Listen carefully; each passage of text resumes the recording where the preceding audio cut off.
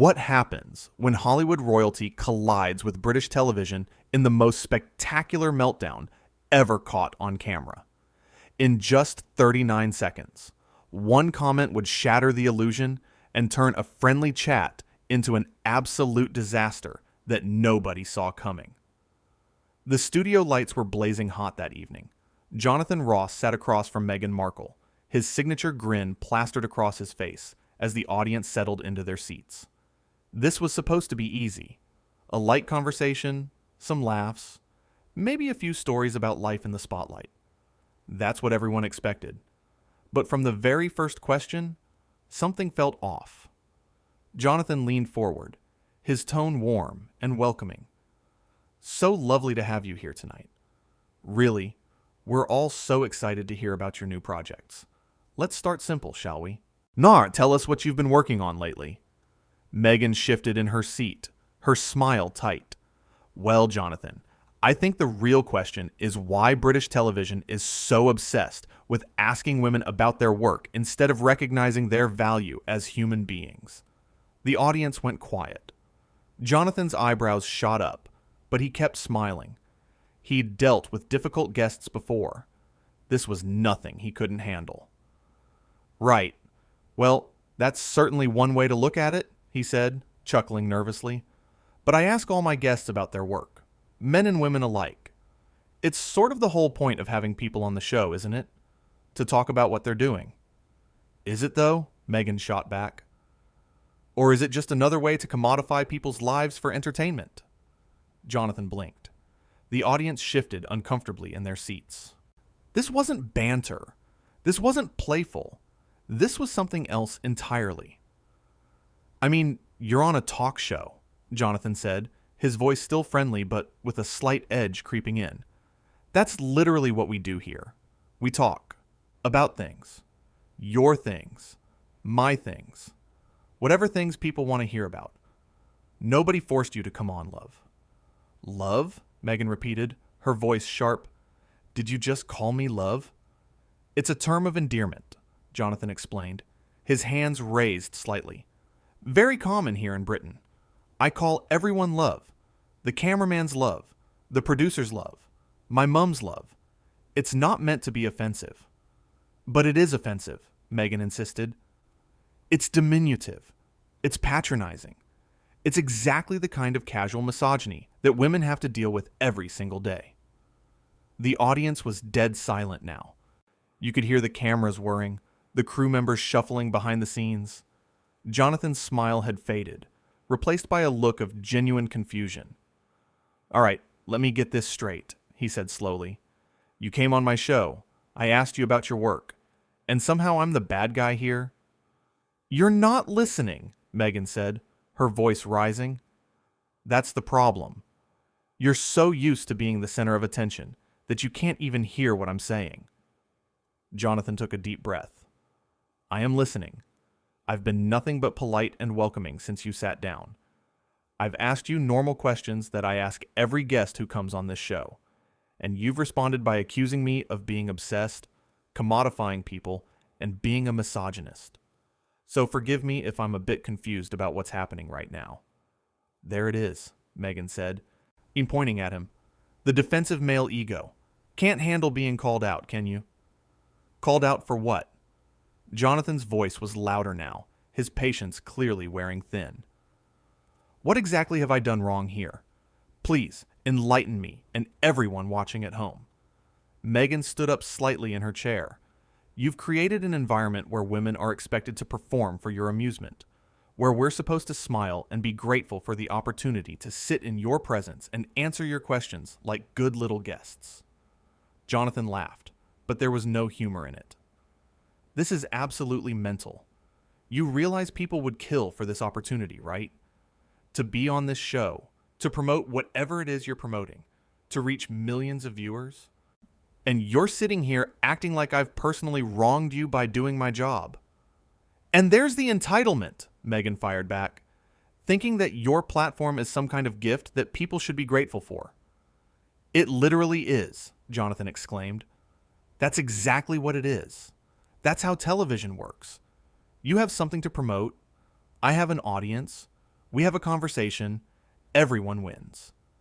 Except apparently not tonight, because you've decided to turn this into some kind of bizarre confrontation for reasons I genuinely cannot fathom. The audience was watching like spectators at a tennis match, heads swiveling back and forth between host and guest. Some looked uncomfortable. Others looked fascinated. All of them were completely silent. Maybe if you spent less time talking and more time listening, you'd understand, Meghan said coldly. Listening to what? Jonathan demanded. You haven't said anything of substance. You've just thrown accusations at me since the moment you sat down. I asked you about your work, and you went off about commodification. I called you love, which again is completely normal here, and suddenly I'm a misogynist. What am I supposed to be listening to exactly? The subtext, Meghan said. The underlying power dynamics at play. Jonathan rubbed his face with both hands. Oh my God, this is a chat show. A chat show. There are no power dynamics. There's just you, me, some cameras, and an audience wondering what on earth is going on. Of course you'd say that, Meghan replied. People in positions of privilege never see their own privilege. Privilege, Jonathan repeated flatly. Right, yes. I'm so privileged sitting here trying to have a normal conversation while you insult me repeatedly on live television. That's definitely what privilege looks like. You're mocking me now, Meghan said, her voice icy.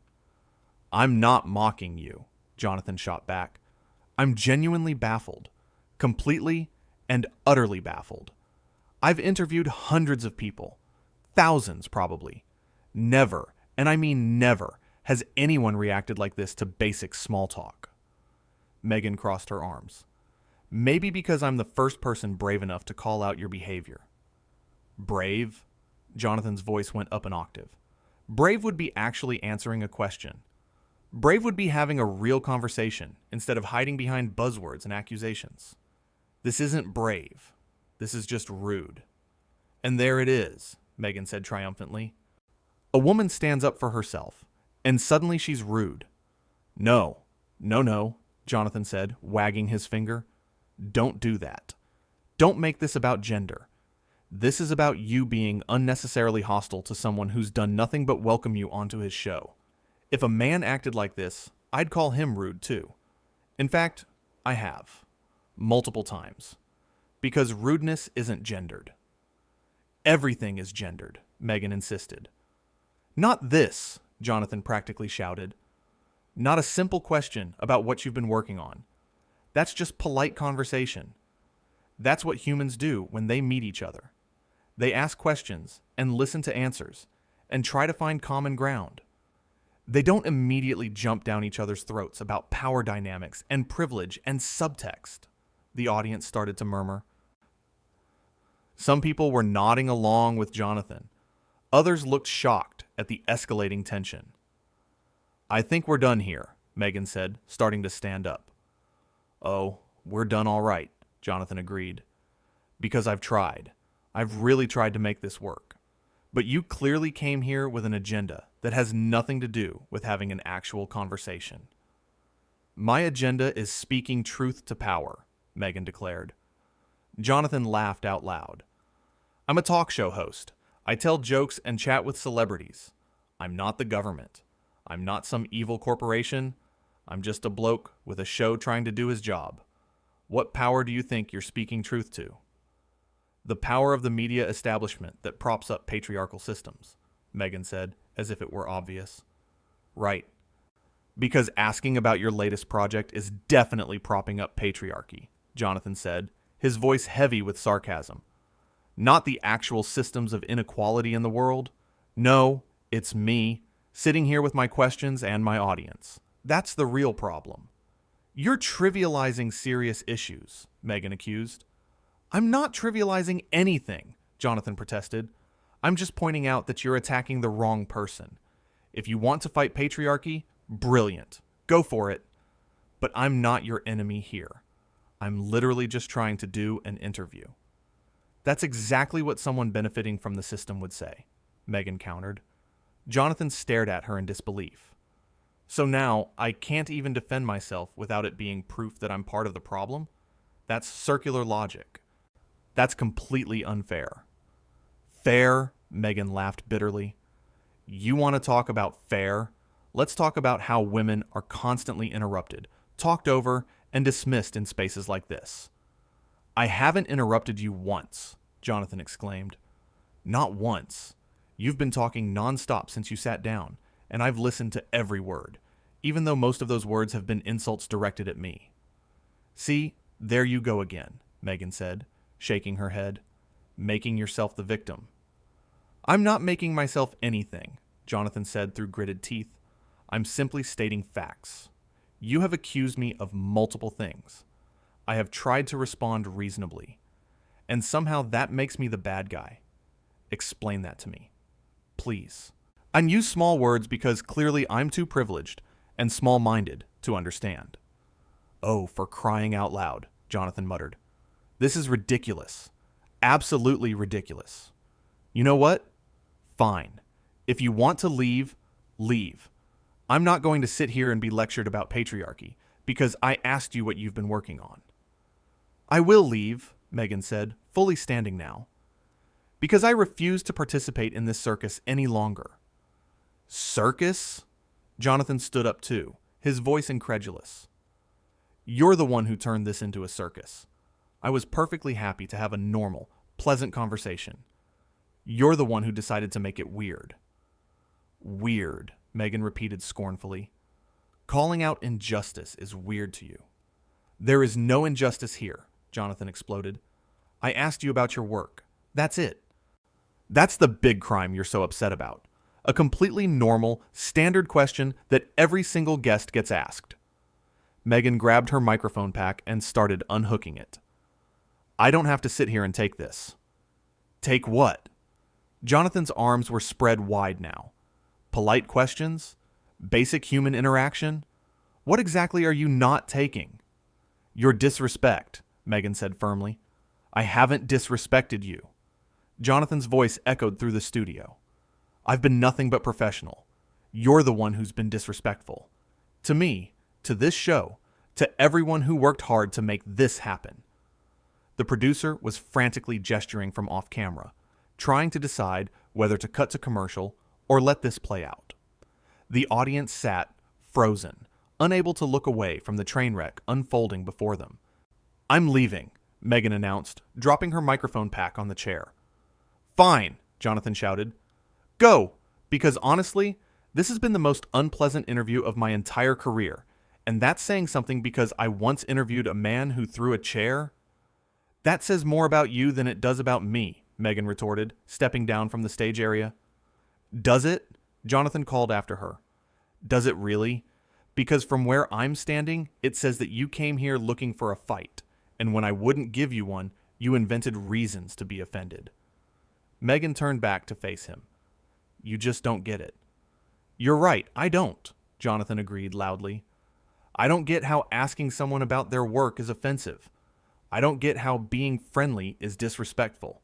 Matt, I don't get how doing the exact same thing I do with every guest somehow makes me the villain in your story. Because you refuse to examine your own biases, Meghan said. My biases, Jonathan said, his voice dripping with sarcasm. Right. My terrible bias of wanting to have a conversation. How awful of me. How absolutely dreadful.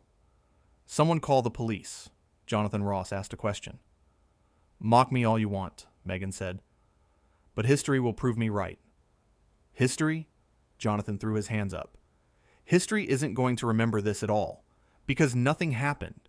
We had the beginning of an interview. You got offended by absolutely nothing, and now you're leaving. That's the whole story. There's no grand conspiracy, no patriarchal oppression, no media establishment plot. It's just a failed interview because one person couldn't handle basic politeness. I'm done listening to this, Meghan said, turning toward the exit. Of course you are, Jonathan called out, because listening might require acknowledging that maybe, just maybe, you overreacted to a simple question. And we can't have that, can we? Much easier to storm off and pretend you're some kind of martyr. Meghan stopped walking. You know what your problem is, Jonathan? Oh, please tell me, he said, gesturing dramatically. Add it to the list. Apparently I'm a misogynist, privileged, disrespectful, and part of some patriarchal media establishment. What else am I? You're small, Meghan said quietly. Small-minded, small-hearted, small in every way that matters. The audience gasped. That was a direct, personal attack. No subtext, no theory, just a plain insult. Jonathan's face went red. Get out. I'm already leaving, Meghan said. No, I mean really get out, Jonathan said, his voice shaking with anger. Security, please escort our guest off the premises. She's clearly lost any sense of professionalism or basic human decency. You can't kick me off, Meghan said, eyes wide. I absolutely can, Jonathan replied. This is my show. You came on as a guest. Guests who insult the host get to leave. That's how this works. That's how any of this works. 2 security guards appeared from the wings, looking uncomfortable but professional. This is outrageous, Meghan sputtered. You know what's outrageous? Jonathan said, his voice deadly calm now. Coming onto someone's show and attacking them for no reason. That's outrageous. Being so wrapped up in your own narrative that you can't even have a civil conversation. That's outrageous. Insulting someone who invited you into their space and tried to treat you with respect. That's outrageous. I was speaking my truth, Meghan insisted, as the security guard stood nearby. Your truth is delusional, Jonathan said flatly, and I'm done entertaining it. Gentlemen, please show her out. You'll regret this, Meghan warned. The only thing I regret, Jonathan said, is wasting a perfectly good interview slot on someone who had no intention of actually participating in good faith. Now please leave before this gets even more embarrassing for everyone involved. Meghan looked around at the silent audience, at the cameras still rolling, at Jonathan Ross standing firm with his arms crossed. For a moment, it seemed like she might say something else, might launch into another accusation or justification. But then she just turned and walked toward the exit, the security guards following at a respectful distance. The studio doors closed behind her with a heavy thud that echoed through the space. Jonathan stood there for a long moment, staring at the closed doors. Then he turned back to the audience, running a hand through his hair. Well, he said, his voice slightly hoarse. That was something. A few nervous laughs rippled through the crowd. I want to apologize to all of you, Jonathan continued, addressing the audience directly. You came here expecting entertainment, maybe some laughs, certainly not whatever that was. I genuinely tried to have a normal conversation. I asked standard questions. I was polite, I was friendly, and somehow it all went completely sideways. The audience started to applaud, slowly at first, then building to a genuine ovation. Thank you, Jonathan said, looking touched. I appreciate that. I really do. Because for a minute there, I was starting to wonder if I'd lost my mind. If somehow I'd become this terrible person without realizing it. But then I remembered that I've done this job for years. I've talked to thousands of people, and never, not once, has a simple question about someone's work turned into that. More applause. So let's just chalk this up to a very strange night, Jonathan said, attempting to recover some semblance of normalcy. One of those things that happens in live television sometimes. Although usually when things go wrong, it's a technical issue, not a philosophical meltdown. The audience laughed, and Jonathan smiled, seeming to relax slightly. Right then, he said, clapping his hands together. I think we need a commercial break. When we come back, we'll have our musical guest, and I promise you, we will have a completely normal, pleasant time with absolutely no discussions of power dynamics or patriarchal systems. Sound good? The audience cheered their approval. Brilliant, Jonathan said. We'll be right back. The moment the cameras cut, Jonathan's smile faded. He walked off stage, shaking his head, while the crew scrambled to figure out how to fill the time that was supposed to be occupied by a full interview. Backstage, The producer caught up with him. "Are you okay?" she asked. Jonathan nodded slowly. Yeah, I'm fine. Just baffled. Completely baffled." "What was that?" "I have no idea," the producer admitted. "We had a pre-interview. She seemed perfectly normal. Pleasant, even. Then she sat down, and it was like a switch flipped." "Tell me about it," Jonathan muttered. "One second we're doing the usual chat show thing, the next I'm being accused of every ism under the sun." "You handled it well," the producer offered. "Did I?" Jonathan asked. "Because it felt like I lost my temper there at the end." "She called you small," the producer pointed out.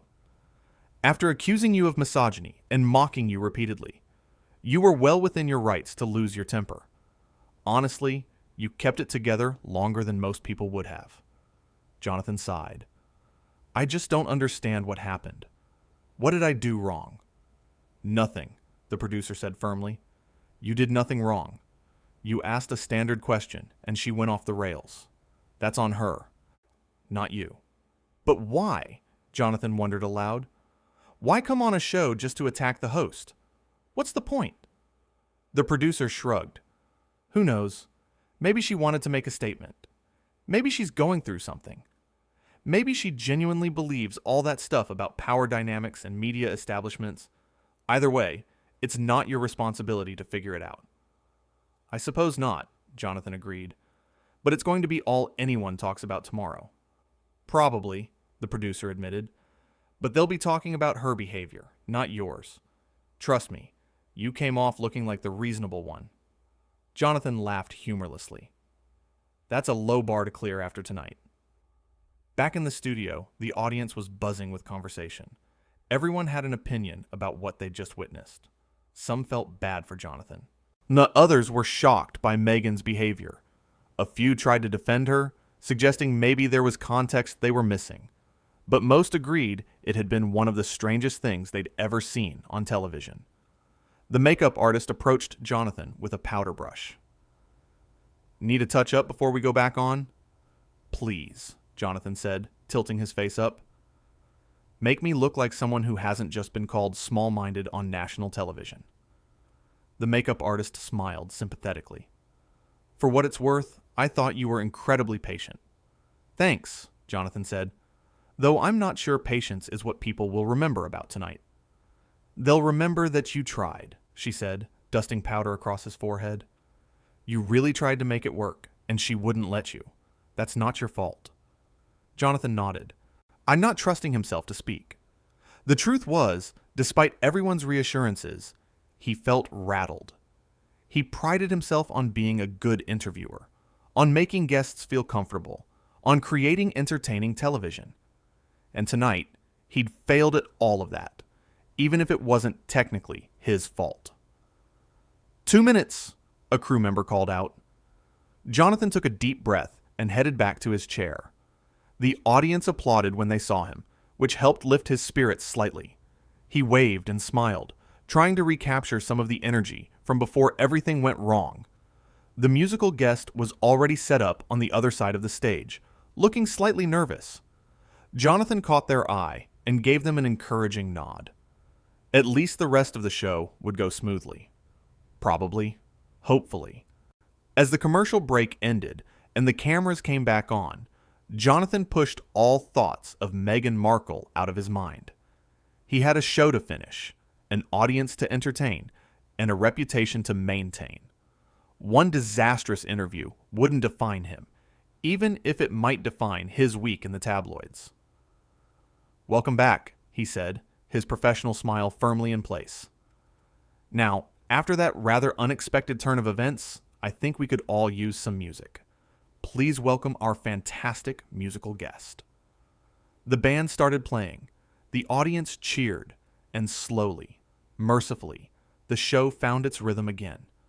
But in the back of Jonathan's mind, the question remained, echoing like a persistent drumbeat. What on earth had just happened? The answer, he suspected, was something he'd never fully understand. Some moments in television are inexplicable, born from a collision of personalities and circumstances that create something nobody intended and nobody wanted. This was one of those moments. All he could do was move forward, finish the show, and hope that tomorrow people would remember his professionalism more than they remembered the chaos. The music swelled, filling the studio with sound and energy. The audience swayed along, grateful for something normal after the weirdness they'd witnessed. And Jonathan Ross, veteran host and consummate professional, did what he did best. He carried on,